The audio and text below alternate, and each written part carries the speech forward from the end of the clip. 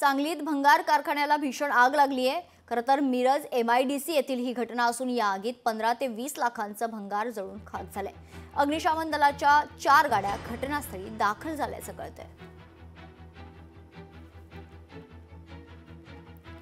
तर या आगीत 15 ते 20 लाखांचं भंगार जळून खाक झालेला आहे। मिरज MIDC परिसरातील ही घटना असून खरं तर आता अग्निशमन दलाच्या काही गाड्या घटनास्थळी दाखल झालेल्या आहेत आणि आग विझवण्याचे शर्थीचे प्रयत्न करतात।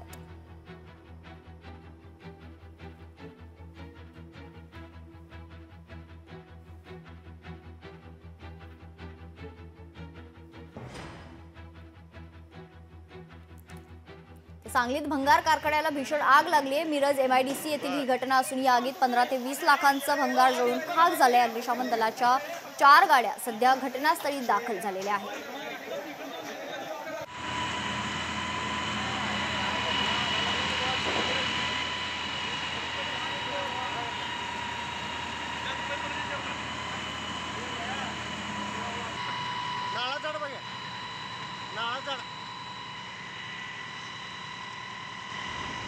आज दुपारी मिरज MIDC मध्ये आग लागल्याची वर्दी अग्निशमन दलाला प्राप्त झाली। त्यानुसार तात्काळ मिरज फायर स्टेशनकडील 2, सांगलीमध्ये 3 आणि कुपवाड MIDC कडील 1 अशा एकूण 6 गाड्यांनी आग आटोक्यात आणण्याचं काम सुरू आहे। आगीमध्ये प्लास्टिक मटेरियल जास्त असल्यामुळे आग विझवण्यास अडथळा येत आहे। तरी पण अग्निशमन दलाने पाण्याचा मारा करून संपूर्ण आग आटोक्यात आणलेली आहे। आता कुलिंग ऑपरेशन चालू आहे। सदरच्या दुर्घटनेच्या ठिकाणी कोणतीही जीवितहानी झालेली नाही आणि कोणीही जखमी नाही।